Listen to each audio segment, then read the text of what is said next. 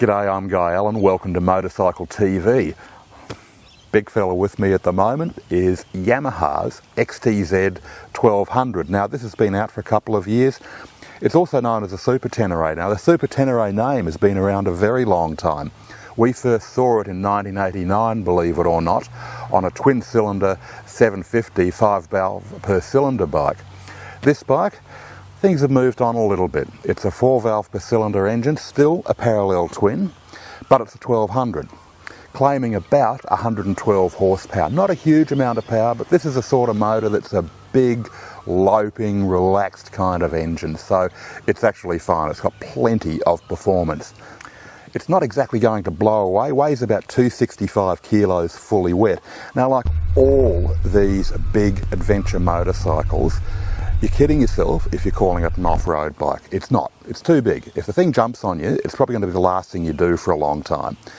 These things are big adventure tourers, and that's what they actually are. They're touring bikes. So, snotty dirt road, probably not going to be a big issue on it. Off-road, no. Too hard. These things happen to be really good road tourers, as I've said in the past. They've got big, long travel suspension, very supple, fantastic ride.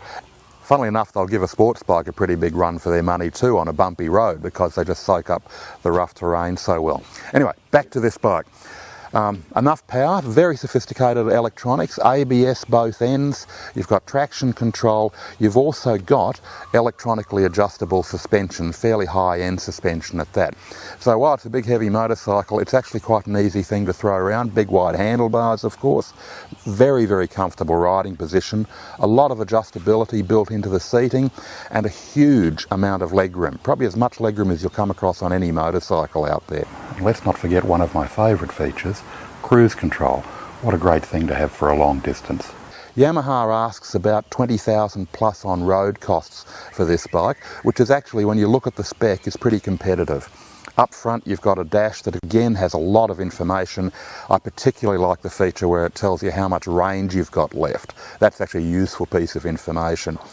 Overall, very straightforward, simple bike to ride. About medium to slowish steering, easy to chuck around, comfortable suspension but good control. Brakes are nice and solid, monoblocks up front, we've seen them for years, they still work really well. Really nothing to complain about, it's a good competitive offering. You're actually spoiled for choice in this market. I must mention though, this has got one huge advantage for this style of motorcycle, shaft drive. Might add to the weight, but it means you have zero maintenance for the drive line, regardless of where you take it or how long you ride for. And that to me is a major benefit. So anyway, worth a look if you're in the market for a big adventure motorcycle.